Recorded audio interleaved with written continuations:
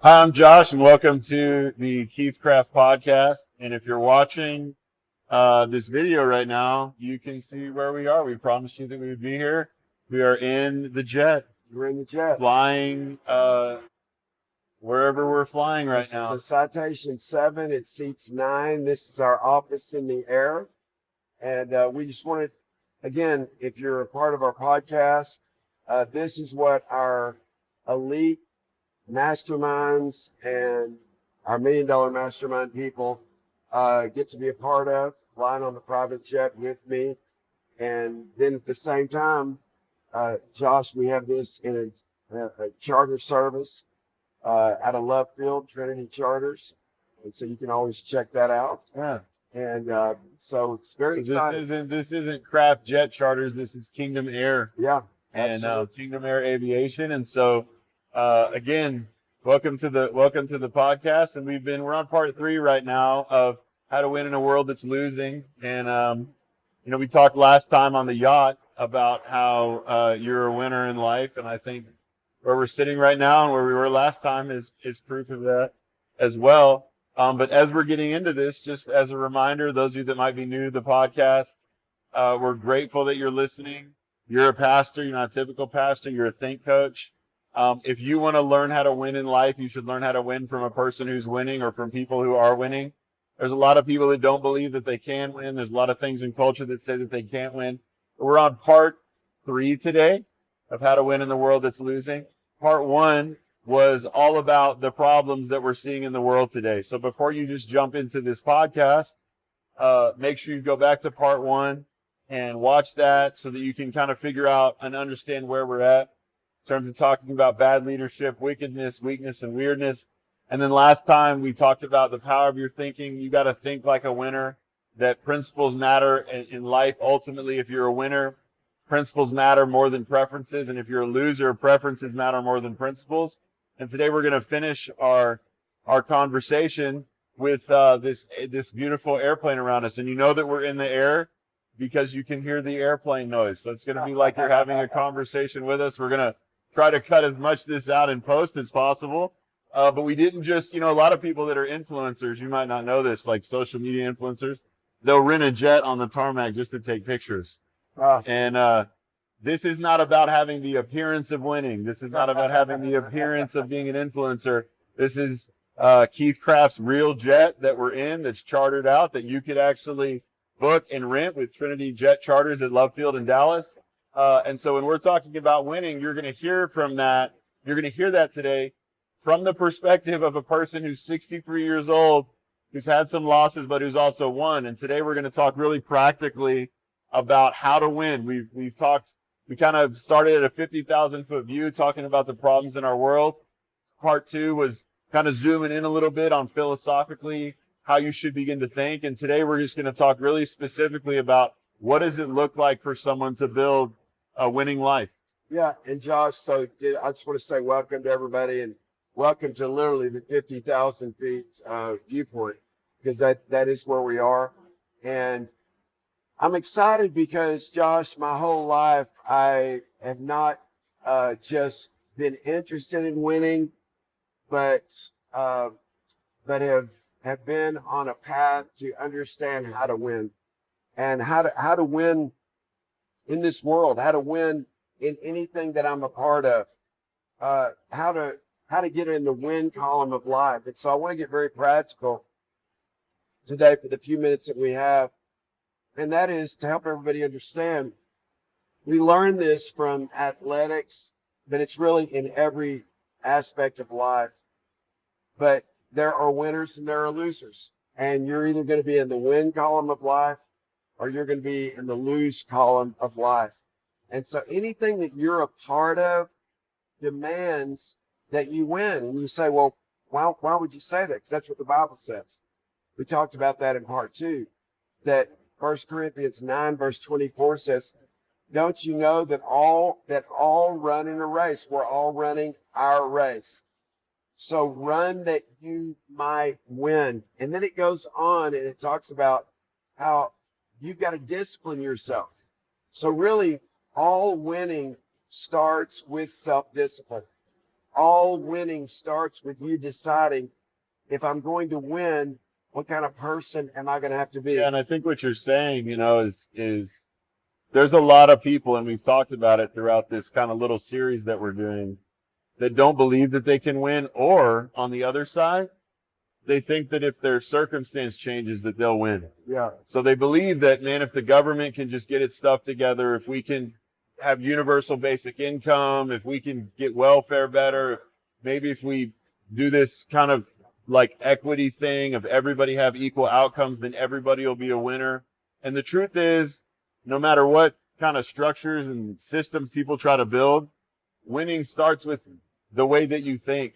What you have to admit to yourself, what I have to admit to myself, is there's a chance that I could live my life and be in the lose column. And there's a lot of people that are Christian that don't believe that. They think, well, God's going to make me a winner. And I think you can be a winner in eternity and be a loser in life, because winning in eternity is really God's responsibility. Yeah. But you winning in life is the responsibility that God gives you. And on the other hand, people think that someone else is also supposed to guarantee a win for them, that the government should help me. My job should, I'll win more if my job pays me more. If they really valued me, if they really wanted me to win, they would do this for me. Or I just got to get in the right situation, or I got to get in the right circumstance. There's a difference between a person who needs to be on a winning team and a person who is a winner that makes the team a winning team because they're there. Yeah. Because until the winner shows up, the team's a losing team. Yeah. And you could, in your life, really easily just go into the lose column. Yeah. But one of the things, like you're saying, the thing we've got to realize is that you can actually be in the lose column in your life, but you can also get yourself in the win column. Well, before we talk about how to win, let's talk about how to lose. And we've not just hinted at this, but throughout this three-part podcast on how to win in a world that's losing, you're going to lose if you don't take responsibility. You're going to lose if you blame other people based on where you are. You're going to lose if whatever you're in, you're not all in. If you're in a marriage, be all in. If you're in a job, be all in. Well, I don't like my job. You're going to lose. It doesn't matter what your job is. You're going to win if you're all in. Yeah, because most people, I heard this said, I don't know who originally said it, but they said most people will get paid enough so they don't leave, and they'll work just hard enough so they don't get fired. Yeah. And that's not all in. If you're all in at your job, you're going to go over and above what you're asked to do. And that is not winning. It's not winning to keep your job. It's not winning to hold on to your marriage. So maybe get your percentage raised this year, or your bonus. It's not winning. I think about that movie Christmas Vacation. A lot of people still watch every year. The whole premise of the movie, Getting a Christmas bonus to pay for a pool. Christmas bonus. That's how most people live. That's how they live. Which is losing. It's losing because you're hoping the boss will. You're hoping the company will. You're hoping the government will. You're hoping somebody else will. So again, before you can really understand how to win, you need to understand what losing looks like. And losing looks like when you don't take responsibility. Responsibility for what? Responsibility for yourself. Responsibility for your own self-discipline. Everything starts with self-discipline. And I'll just give a quick kind of just cascade. If we were going to be on Instagram and there were cascades, the first carousel. Yeah. Okay, thank you. The first carousel would be self-discipline. That you've got to decide in whatever area of your life that you want to win in, it's going to require an abnormal level of personal discipline. So self-discipline is the key. Yeah. Self-discipline is the secret. We talked about the trifecta of leadership. The trifecta of leadership is you've got to think wisdom, you've got to be disciplined, and you've got to do excellence. So discipline is the axis on which wisdom and excellence turns, which means you're going to have leadership. So when you're disciplined, when you're a person that chooses to be disciplined, something very interesting happens. This is my own journey. Then your self-discipline leads to, next carousel, self-discovery. Wow. You start discovering things about yourself. Why? Because through your self-discipline, like you discover, wow, I can do this. you start to develop an I can do spirit, an I can do attitude, an I can do based on the Bible, all things that I decide to do through Christ, who is my strength. So again, self-discipline leads to self-discovery. Then the next carousel would be self-confidence. A lot of people struggle in their self-confidence because they have not discovered, they don't have self-discovery because they don't have self-discipline. So what's so key, Josh, is that if I'm going to win, I've got to have self-discipline. What's great and wonderful about self-discipline is every discipline, every part of your life that you have self-discipline in is a determinate discipline for any part of your life that you decide you want to win in. So when you're being disciplined in one area, you're training yourself to be disciplined in any area. Now we're hitting a few bumps, so you might. The camera hasn't fallen over yet. You might see the camera bouncing. We're still recording audio. If the camera falls over, we'll just pick it back up. But again, I want you to see the progression. Self-discipline leads to self-discovery. There's some things about you. There's some things about me. There's some things about you. There's some things about us as God's sons and daughters that we will never discover if we don't apply self-discipline. Yeah. And then that's where self-confidence comes from. People go, man, I just don't have that much confidence. It's because you don't have that much discipline. And you haven't discovered what potentially you can do. One of the things you can always do is have an I can do attitude. Like, hey, I'm going to be somebody that tries that. I'm going to be somebody that steps into that. I'm going to be somebody that takes a risk. Your level of risk lowers not based on the thing that you're risking. Your level of risk lowers based on your self-discipline. Yeah. Wow. It's very powerful. So self-discipline leads to self-discovery. Self-discovery leads to self-confidence. Self-confidence leads to self-competence. And self-competence ultimately leads to self-mastery. Again, so many people don't learn that. Don't learn those things. They don't realize those things. So when you look at our culture today, we've been talking a lot about our government, different things in society. One of the common denominators between everybody who's claiming that they're oppressed, everybody who's claiming that, one of the common denominators, they're all victims. So they've all been victimized by something external to them. And what they also need, here's the thing. Here's what a loser does, which is like what you're saying. Because self-discipline says I'm taking responsibility for myself. But anybody who's losing, not only are they being victimized by their situation, they also always need someone to come rescue them. Yeah. So people that are protesting, people that are, when the government, when the White House came out after the transgender person shot up the Christian school, what did they say? They said these poor transgender people have been victimized by all of us. And so what happens? Well, they're not going to take responsibility for themselves. They're not going to, of course not, they're victims. They're not going to be self-disciplined. They're not going to get self-confidence or self-mastery. What they need, according to bad leadership, what they need is for us to come in and rescue them and for us to make everybody treat them a certain way. And that's ultimately how losers live, is they don't ever get to that place where they can reach self-mastery because they have no discipline. They have no confidence. You just go back through what you just said. Yeah. Well, let me just address something that is an elephant in the room, and is that in your book, The Elephant in the Room, that's coming back, or that's coming out. When will it come out? In November, yes, sir. Again, through critical race theory, through critical theory, have come all of these new definitions for what diversity means, for what equity means, for what inclusion means. All that they've redefined what words mean. And that's what has to happen when somebody is a victim, when somebody feels like they've been oppressed, whatever, red, yellow, black, or white.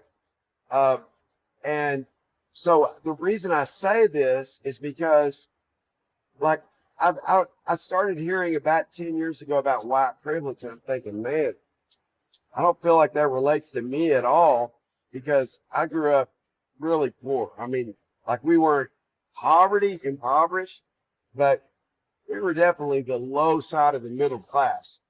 But what I have had my whole life, Josh, is kingdom privilege. It's like, that's what I want you to know. If you want the greatest privilege you can ever have to win, be somebody that understands it's not about your ethnicity, your nationality. It's about your kingdom heritage, your kingdom legacy that you're a part of, your kingdom inheritance that you're a part of, your kingdom destiny that you're a part of. And if I was going to have a big shirt, it would say, I am kingdom privileged. Because if you acknowledge God, if you acknowledge that you're God's son and you're God's daughter, that's when you begin to win. And people that are winners, there's always privileges that are that are associated with people that are winners. You get paid more, you get the trophy, you get to fly in a jet that you own, you get to have a yacht that you own, you get to go to your houses that you own. Losers don't get that. No. Losers don't get the privileges associated with winning. So from a practical perspective, what are those handles that you want to give us that we can go, okay, like you got to put yourself, like with what Pastor Keith's saying, you got to put yourself in the win column in life. You got to think that way. You got to walk through this process that he just defined of self-mastery.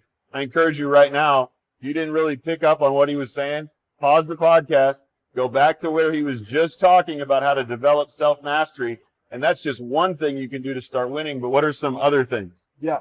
Well, again, let's just look at a progression. So I'm going to do a 1, 2, 3. So number one, decide you want to be in the win column of life. So the way that you do that, if a loser loses because they won't take responsibility, start taking responsibility for yourself. Number two, that means you won't blame other people. And number three, develop yourself. Develop your self-discipline.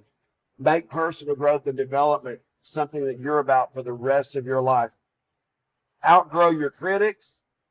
Outgrow your own thought processes. In other words, it doesn't matter what's happened in the past. Today's a new day and you can grow forward. Don't just go forward, but grow forward. Yeah. So that's number one. Number two, so decide you want to be in the win column of life. But there is a win column and there is a lose column, and everybody that's watching this, Josh, is going to be a part of that. Number two, focus on what you can control, not on what you can't control. We talk about this a lot. There are controllables and there are uncontrollables in life. So, Josh, I've got a short list. There's a lot more than this, but these are things you can control. You can control your beliefs. What do you believe? Doesn't matter. Hey, by the way, it doesn't matter what you believe. It's one question. How's that working for you? You can have, your beliefs are like roots of a tree.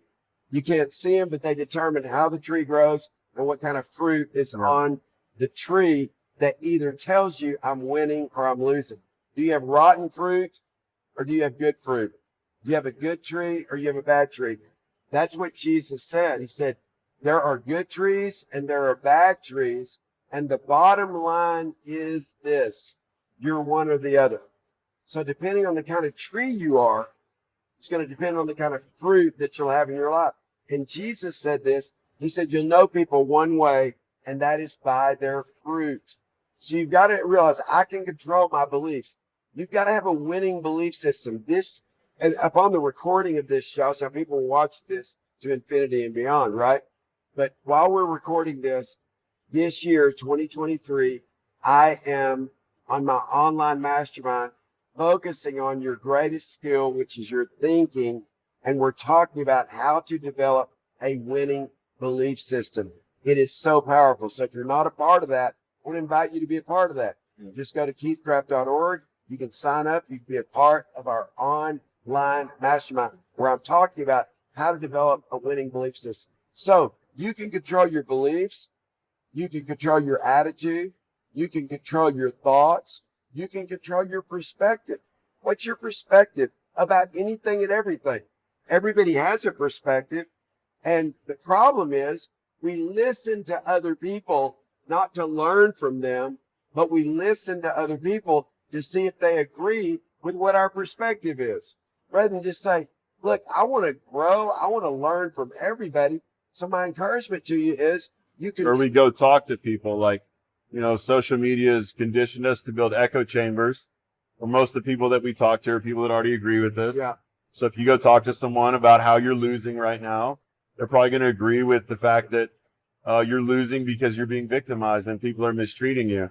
Because if you've got to be in a place where you just want to be in an echo chamber and everybody's going to think like you, then just be around those people. But when you talk about perspective, if I'm going to win in life, then here's what I've got to do. I can't just decide that I like the people who agree with my perspective. Yeah. I've got to decide I want to learn from everybody. So if you want to win, focus on what you can control. And what you can control is having an open mind. Another way of saying open mind to what? To a growth mindset. To say, okay, listen, I'm going to value other people's perspective. I don't have to agree with it, but I'm going to allow other people's perspective to help shape my perspective. Something else you control is how honest you are. You don't want an accountant that says, I'm a relatively honest person. You want most of the time. Yeah, most of the time I'm pretty honest. No, you control how honest you are. You can control who your friends are. Yeah. Like if you're going to win in life, show me your friends. Jim Rohn was famous for saying that you're the average of the 5 people you spend average of the 5 people you spend most of your time with. If you're the smartest person in every room, you're probably in the wrong room. You're the wealthiest person in every room. There's different rooms that you need to get in to help elevate your own thinking. So again, your friends are another way of saying that. Your friends are the portal for the kind of alignments that you need in your life. The Bible says that bad company corrupts good morals. Like if I'm with the wrong people, then man, my right and wrong get messed up. Why? Because I'm going with the herd. There's a herd effect. We have 28 acres, and you guys are building houses there. Our family's going to live there together. And our neighbor's cows got onto our property this last week. Yeah. And man, it was raining, and it wasn't just 1 or 2 cows. It was a herd of them. What was amazing is I got on a 4-wheeler and I whistled at him and started driving my 4-wheeler, and I could tell there was one leader. He started following me. He thought I was taking him to food, and they all followed. Now the problem is they were a ways away from me and they got stuck. We have a sort of a pond a pond and a creek that has a creek that winds around. They got stuck on this little island. Well, I finally had to have the guy who was out of town. He had one of his friends come over. They have a siren. How do you say it? Siren on their truck. And he goes, watch this. He turns the siren on. All of them start going, ooh, they start moving. And he starts driving. They follow him because at the sound of this siren, they get fed. Yeah. But I find that interesting because I'm just telling you, there's a reality of the alignments that you're with that are taking you towards what you want or taking you away from what you want. And you control that. Yeah. You control who you're spending time with. Another thing you control is what books you read. What's a good book you've read lately? I read Traction by Gino Wickman last week. So what's a good book that you can read? What's an area of interest? What do you want to know more about? Listen, we live in a world of knowledge that's at our fingertips. You control that. You can control how often you exercise. If I were to ask you, do you want to be healthy? Yes. Are you winning if you're healthy? Yes. Are you losing if you're not healthy? Yes. So I can control essentially how healthy I am by choosing to exercise. Something else I can control is what type of food I eat. Well, Josh, I've had this heart attack. I've got stents. My doctor told me recently, really for the rest of your life, your diet needs to Mediterranean diet really change. I was like, oh my goodness, I want to enjoy my life, right? But I want to live. and I would like to live a long We time. want you to live too. So again, you control that. It's not like, oh, I can't control it. I can't control it. No, you can control it. You control how many risks you take and what kind of risk that you take. Let me give you some good news. The Bible says the just shall live by faith. Faith there in that context of the Word of God means divine risk. What is a risk for you? What are you willing to risk? That's something you can control. Your risk level is something you can control. The greater the risk, the greater the reward. Just remember that. That doesn't mean uncalculated risk. It means, is the reward worth the risk that you're taking? Having an affair is a wrong risk. Anything, like, it's just so simple. Are you going to lose? Eventually you'll lose. You'll lose your soul. You'll lose your marriage. You'll lose your self-respect. So again, I could go on with that. But something else you can control is how you interpret situations. It's like, it's very important that you own your interpretation and really decide, what is it that's causing me to interpret this person, this situation, this circumstance the way I'm interpreting it. Let me tell you one of the main reasons why people misinterpret people. They misinterpret people because of the stories they tell themselves. That's something else we can control. What's the story you tell yourself? You know what a lot of people do? Oh, that person doesn't like me. Or that person's against me, or those people. I mean, when you look at, again, the culture that we've been talking about, culture says now that all white people are against all minorities. Or that the world was built by white people for white people. For the purpose of oppression. All heterosexual people are against gay people or transgender people. All Christians are against everyone who's not Christian. All so-and-sos are against all the other so-and-sos, you know. So again, you got to get real about why. That's the stories that people tell themselves. You interpret things the way you interpret. So really hear me. This is revelation. You interpret the things that you interpret the way you interpret those things, those people, places, and things. Not because how that person is, how that thing is, or how the situation is. Your interpretation is in direct correlation to the story that you're telling yourself. I can spend an hour just talking on that. Another thing you can control, and this is a big one, Josh, is how kind are you going to be to other people? Yeah. Kindness is something everybody can be. Another thing you can control is how often you say, I love you. I love you, son. Love you too. You can control that. Tell the people that you love them often. Yeah. Don't just tell them, show them. You can control how you express your feelings, how open you are, how transparent you are. You can control whether or not you ask for help. Why not ask for help? I grew up in a family, it was just old school, Josh, where my dad would never stop and ask for directions. Now today you don't have to do that. But it's akin to just asking people for help. Yeah. You control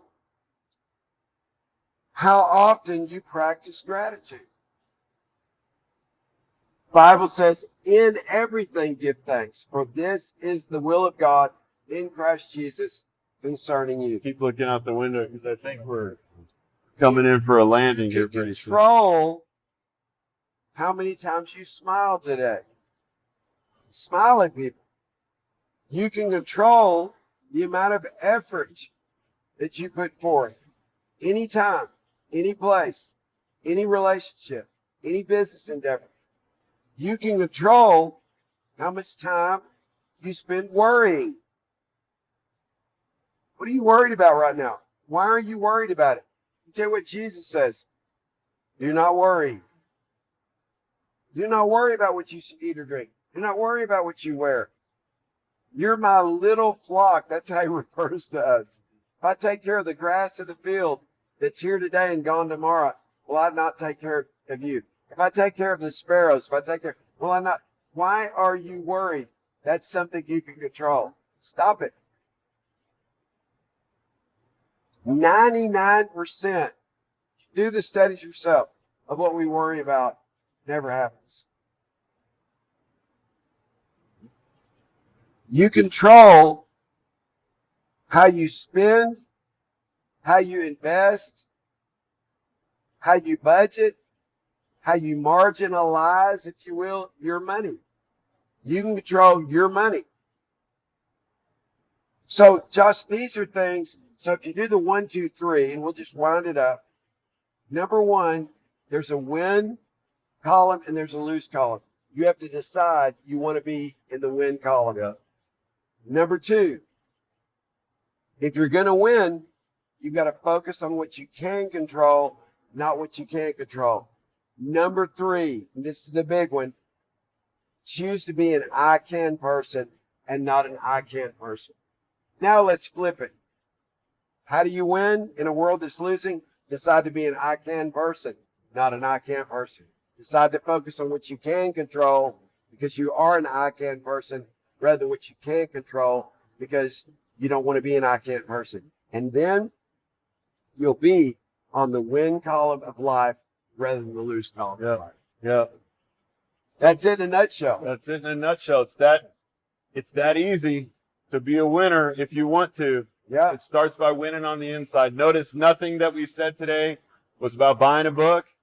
It wasn't about getting some kind of product. It wasn't about having a better idea. You've got everything you need on the inside of you, especially if you're committed to doing life God's way. And what you and I have got to decide to do is put ourselves in the win column. We've got to believe that we can win. We talked about that last time. But then you heard a long list that's not even the full comprehensive list of all the things you can control. So from this moment on... Why don't you make your own list? Yes. So from this moment on, I want you to commit to something. I want you to commit to never saying to yourself again, it is what it is. There's nothing I can do. There's always something you can do. People or saying you're a loser. So much self-talk people have. Is it, I'll never amount to anything. I'm a loser. Yeah. I don't deserve that. Just the list of what you can control is long. It's short if you summarize it. You can always control how you think. You can always control your attitude. You can always control what you do. And that's going to determine what you have in life. What we teach is what you think plus your be plus your do will always equal what you have. No matter what, no matter how much money you make, you can control what you do with your money. No matter what happens to you, you can control the story that you tell yourself about what happens to you. And then ultimately, you can be a can-do person. Yeah. Well, and what a lot of people will say, so what you heard a lot from Pastor Keith is a lot of can statements. You can control this. You can be a winner. You can do this. But don't let yourself in your mind go, well, I can't do this. I can't do that. That's amazing that Pastor Keith has a plane. I can't ever have a plane. Don't say that. Be a can-do person. I was in iCryo. I said this on one of our podcasts. I was in iCryo recently, and I was about to get into this chamber where they drop it to 212 degrees or something below zero, and you step in there, and it is freezing. And I was about to step in, and I said, man, I hate this. And the guy looked at me and said, no, you love this. And I let him flip me. I said, you're right. I love this. And I stepped in there, and guess what? Yeah. That's part of what you can control. Rather than saying, oh, I hate this. This isn't good. No, you know what? It's like, this is a challenge. What's your challenge right now? Whatever your challenge is, decide, I'm going to win. I'm going to leave everybody with the leadershipology I wrote for myself. Here's what it is. You win in life if you do two things. Give God something to work with and give people something to respect. Give God something to work with your I can do spirit. Give God something to work with focusing on what you can control. Give God something to work with by deciding, you know what? I'm going to be on the winning side of life. I'm going to take responsibility. I'm not going to blame other people for where I am. And lastly, no matter what, I'm going to focus on what I can do. Yeah. I'm going to make it happen. Yeah. I've been looking out the windows this whole time. We're about to come in for a landing. You might stick with us and do that. You can't see out the windows, but we're about to land. I want to say this one last thing, that what winners do is life happens for winners. What losers do is life happens to them. When you say, I can't, when you say, I hate this, something's happening to you. When you say, I can, when you say, I love it, what you're saying is something's happening for you. God has a great plan for your life. We always teach this, that there's great things in store for your future. It's up to you and I to agree with that. Thanks for tuning into the Keith Craft podcast today and throughout this series. You never know what adventure we're going to be on I next. hope you enjoyed our little plane But ride. it's going to be fun. And I hope to see you on Kingdom Air in the future. One of our elite. See you on Kingdom Air, Craft Yacht Charters, Keith Craft Masterminds, coaching calls. Go to keithcraft.org if you're interested in finding out more what we're about. We'll see you next time on the Keith Craft Podcast. God Thanks bless. for watching.